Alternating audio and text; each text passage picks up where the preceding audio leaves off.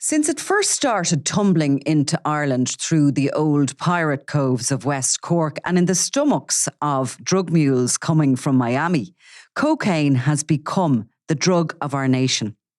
It has swept in like a blizzard, dusting every corner of every small town, and so swift and total has its spread been that the Irish are now some of the biggest users in the world. But to unravel how a small island like ours on the edge of Europe ended up such a big player in the major cocaine leagues, we must follow the white supply lines back to the beginning. We must follow the routes it has taken as it travels across the globe. And most importantly, we need to follow the cowboys who put us on the map. So join me, Nicola Tallant, for my new live show, Cocaine Cowboys, the story of Ireland's love affair with Colombia's biggest export. Limited tickets now available for February 10th at the Lime Tree Theatre in Limerick, February 15th in Cork's Everyman, and at Dublin's 3 Olympia on Sunday, February 18th. Tickets available at venues or on mcd.ie. So we were just having a quick discussion while Clodagh was getting the audio going there, but we'll go back over because it's a little bit interesting maybe for people. We're here to discuss watch thefts being on the rise, the value of expensive watches, and your own role as the Watch Register, who's sort of providing some peace of mind for people who are owning these very expensive pieces of jewellery. But I was recalling back years ago when people would have had expensive rings and things. I think a lot of people wear costume jewellery nowadays and are quite happy to do that. Maybe we've changed our attitudes to that kind of thing. But they used to kind of often keep solitaire rings, for example, in a bank vault and then, create fake ones so as they could actually wear it, enjoy it while wearing it out.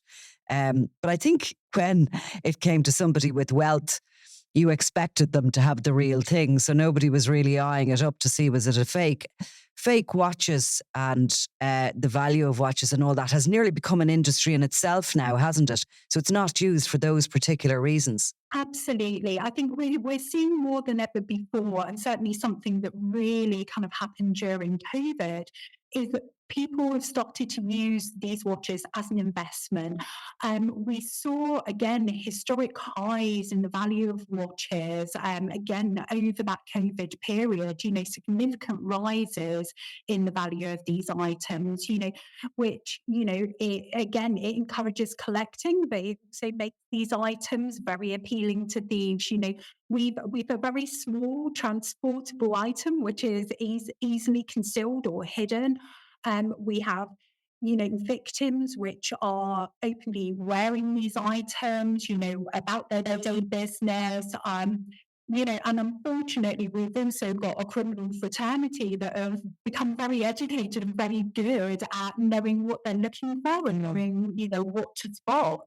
But speak to me about the Watch Register. So this is kind of a spin-off from the Art Loss Register, which we've covered before on the podcast. It's basically a tracking and tracing device for people who may have had very valuable pieces of art stolen. And they keep an eye on if these pieces of art show up at auction houses or, if they somehow appear back into the market again. So the Watch Register's role is similar? Absolutely. So the Art Loss Register started just over 30 years ago now. Our founding shareholders were Sotheby's, Christie's and Lloyd's of London. And watches were part originally of the registrations that we were taking. So we've always registered watches, but just under the Art Loss Register. Around about 2014, significant things happened. The first thing was that there was a significant increase in the amount of watch registrations that we were taking. And we also identified that in that year, as Rolex had denied access to their own lost and stolen database, there was now a cry from the industry for a reliable, checkable resource. Now, we had a look at our business model. Obviously, the art world moves quite slowly, and there are major differences with watch industry. And the main difference was in the speed with which people needed those results. People are buying, selling, trades happen within the hour rather than within the weeks or the months that the art industry might take for a sale. So we addressed that, and the Watch Register came into being as a separate entity, and we've been going great guns ever since. Just seeing huge year-on-year rises in the amount of registrations, the amount of matches and recoveries that we're able to make. So just what we're seeing is the more involvement we get globally, the better and better that this system's working. So what happens, say if I had the money and decided I was going to buy myself, an expensive Rolex, I would get in tow with the seller. I would presumably take a number off the back of that watch and maybe call you and see where it had or where it should have been rather than where it is. So we always encourage, so anybody can perform a search on our database. So simply you sign up for an account. That literally takes 5 minutes. It's probably like the longest part of the whole process. And once you've signed up, then we're going to need a few vital bits of information. So we're going to want the make, the model, and the serial number of that watch. We encourage you to do this before performing the transaction. So this is something that you do once you've found your watch, you're happy with it, just as a pre-purchase check. You then enter that in. Now, you can do that yourselves, or alternatively, the dealer that you're buying from may perform that check for you. But if they haven't, then you can sign up and do this yourself. We run the check against the database. So that is searched against the over 100,000 registrations of lost and stolen watches that we have. And hopefully what happens in this process is we check out the serial number of the piece that you're looking to buy and can hopefully provide you back with an email notification letting you know that that's all clear. And you'll also get a certificate stating that that is cleared from the database on the day of your check. That also provides you with evidence of a goodwill purchase, if you like. You've done your absolute best to double check. If there are any problems further along the line, then you have evidence that you have done your best due diligence, and that can actually help protect you in a court of law as well. In case somebody comes calling looking for it back and saying it belongs to somebody else. I mean, there's a lot of money here in these watches. I mean, this is a multi-million euro industry. But talk to me about the kind of cost and the prices of these watches that you have on the register. So, I mean, we have the average value of the watches that we have registered with us is between £10,000 and £20,000. So just to hopefully make sense of that a little bit, around about 45% of the database is made up of Rolex models.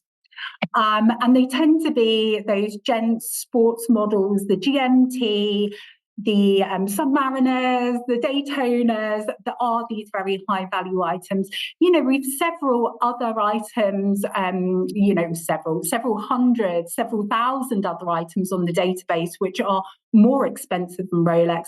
We've got hundreds of Richard Milles on there, which, all sell in excess of hundreds of thousands of pounds per piece.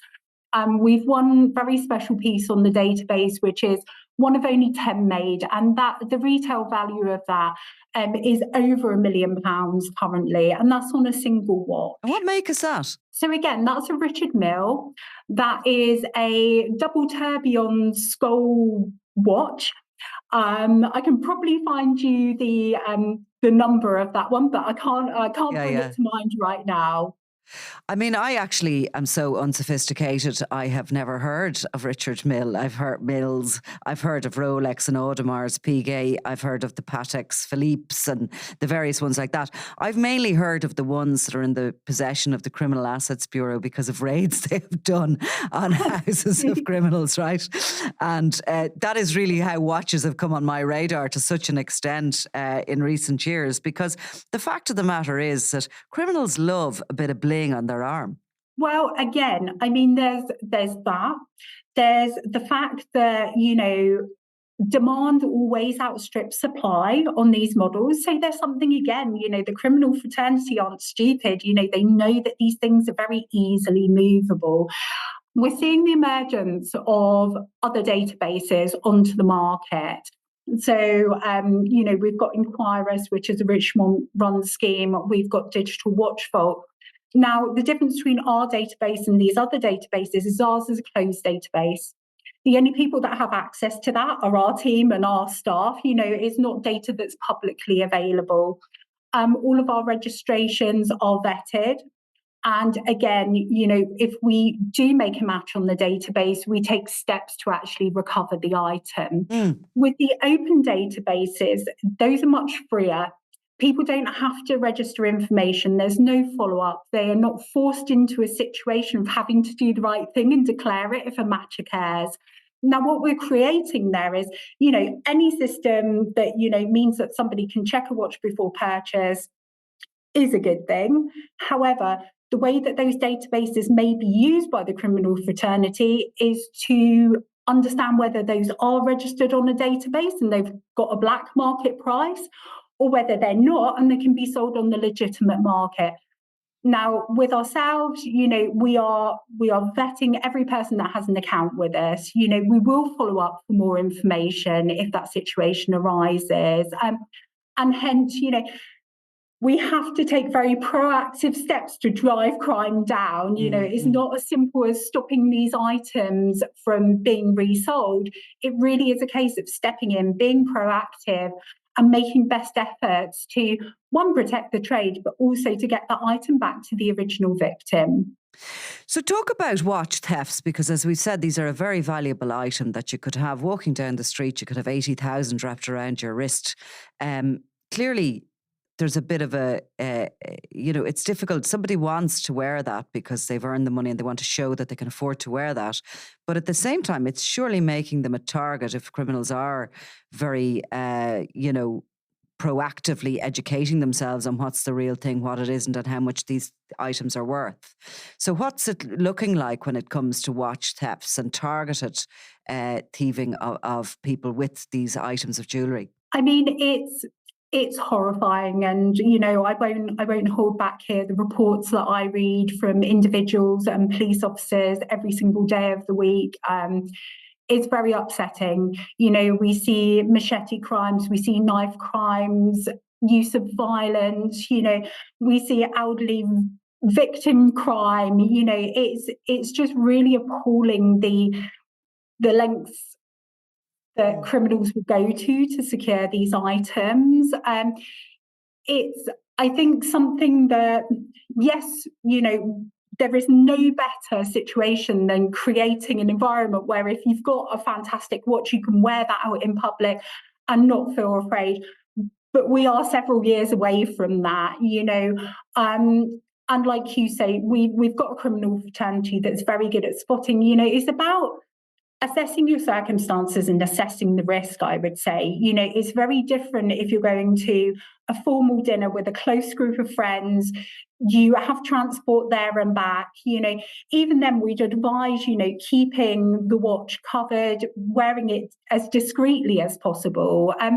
But what I'd say to anybody is, really assess, is the risk worth it? I know that you want to wear that item, but I'm sure you also have a collection of other great talking pieces that might, be a better option.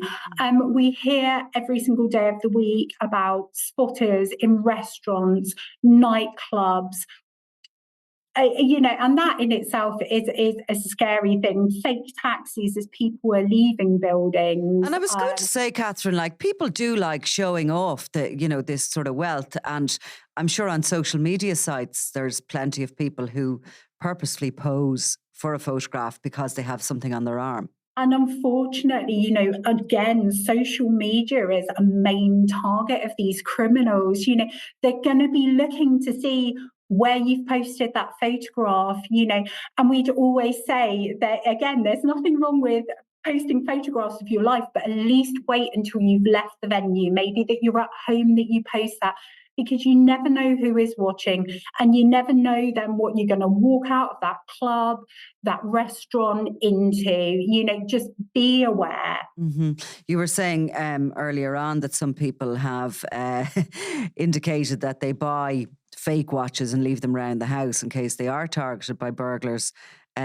Presumably there's a sophistication given the value of these items that, burglars are probably following up a social media posting to try and track somebody's home and where the most likely place this item would be kept. Absolutely. I mean, we only need to look, through the standard media in a week. We know that sort of footballers get targeted, their homes get targeted when they're away, for international matches, away games and things like that. That's somebody in the public periphery. But again, we're seeing more and more with Instagram, with any kind of social media post, that is just red flagging yourself. So, we'd encourage you not to put yourself in that position.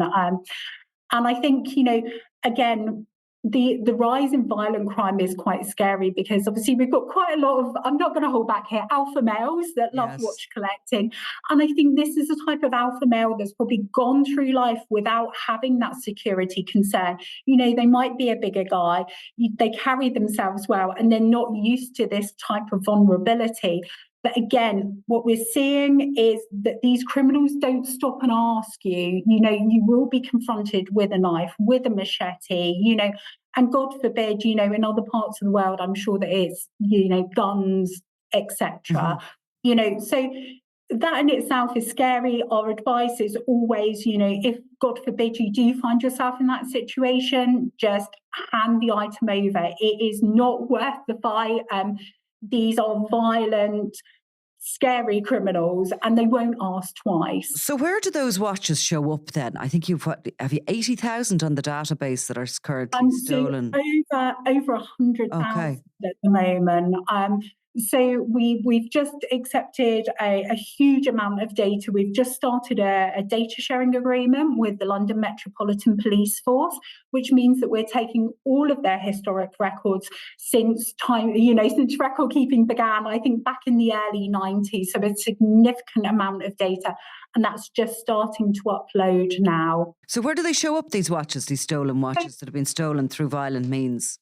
So sometimes it depends on the type of criminal that they've fallen into the hands of. So we may find that with an opportunistic crime, that item very rapidly turns up in a pawnbroker's not too far away. We've got great relationships with the pawnbroking industry in the UK. They're huge supporters of ours, and we work very well together. So we can find that within literally a few hours of the crime taking place, that item is being offered for resale very close by. Again, hopefully that's great for the police going and making further investigations, and hopefully, securing an arrest. Catherine, they would probably be the lesser value items, would be the kind of the Rolexes, the Omegas, the Breitlings. Yeah, and then when we get into the more organised crimes, when we're talking about watches, certainly that have hundreds of thousands of pounds of value. Now, again, I mean, I'm guessing here that we know that watches are stolen to order, so there may be an aspect of that. But what we do see is, say a watch is lost in LA, or a watch is stolen in LA, rather, we may see that watch turn up in Hong Kong at auction several years down the line. We might find that watch has been on a bit of a journey around the world, and obviously that has gone, underground somewhat for so many years. We also find, with large commercial thefts, that it's quite common for the criminals to sit on those watches for several years. And then what we'll find is that we start to take searches for those watches, and maybe sort of 5-6 years down the line, all of a sudden we're starting to get those leads, to actually understand properly where they've disappeared to through that time. And a bit like cars, I presume watches are used as currency within the criminal underworld, so they can disappear for a long time. Absolutely. So there's huge evidence, and I would say especially with Rolex. Rolex are their own criminal currency. I don't think that's new news to anybody. Again, just because they're easily back into cash, they're easily traded, and they are very desirable. Do you have a watch? I do. Do I you? do. I do. I have several actually. So even in this experience, one would think that it's probably put me off of collecting. Yeah.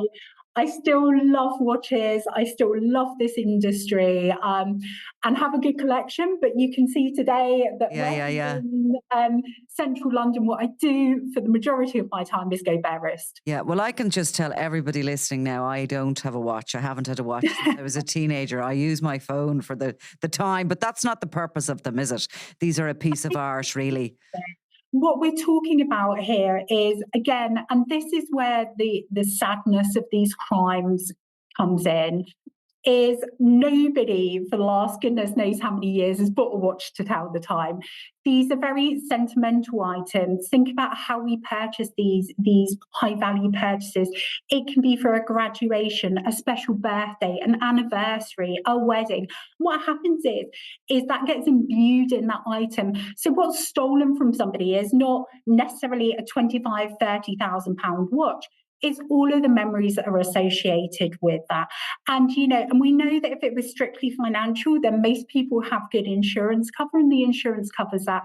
But we see an awful lot of victims that are just longing for that special item to come back to them. Yes. And are the serial numbers often replicated on them? What we see is in counterfeit watches, yes. And this is, so we were talking about fakes earlier on.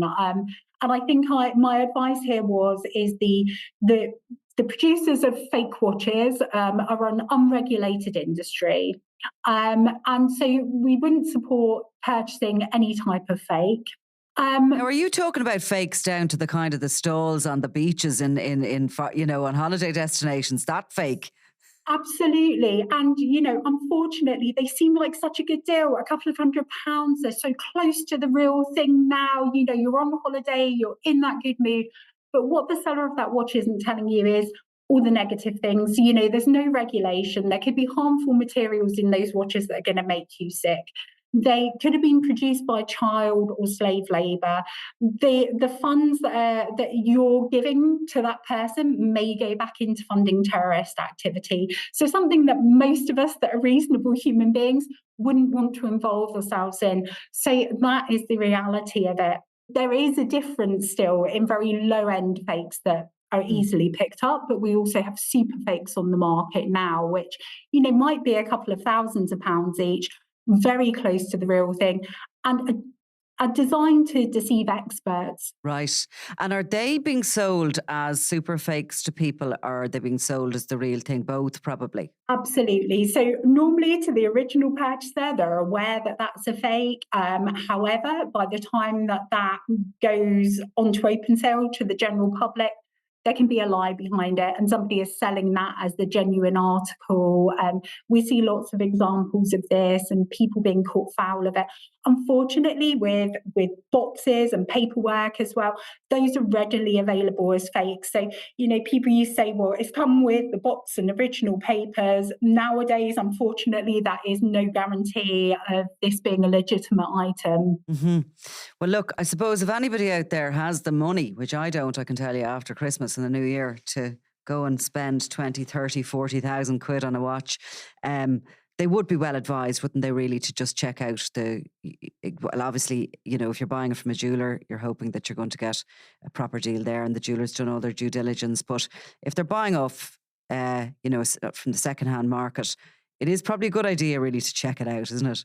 Because you never know, are you going to have the cops on your door, or if you have been tricked into paying for something that's only worth a couple of £100. Exactly. And I think, one, there is the counterfeit risk, but two, most of us, again, wouldn't want to own an item that has been violently taken from somebody. That would somewhat ruin the experience.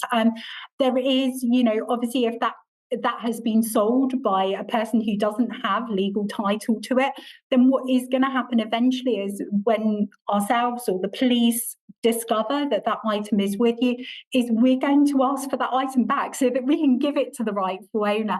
And that could present a significant financial loss to yourself. Imagine being in the position where you've paid £20,000, £30,000 for a watch and it's then taken away from you. So this is, you're spending a significant amount of money. Just do a couple of checks. One is with ourselves to make sure that the item's not lost, stolen, or a known counterfeit. And then the second check that I would advise you to go and have independently taken is an authenticity check on that watch. We never take receipt of the item, so I can't open that up and tell you what the workings are inside. I'm working all from that serial number.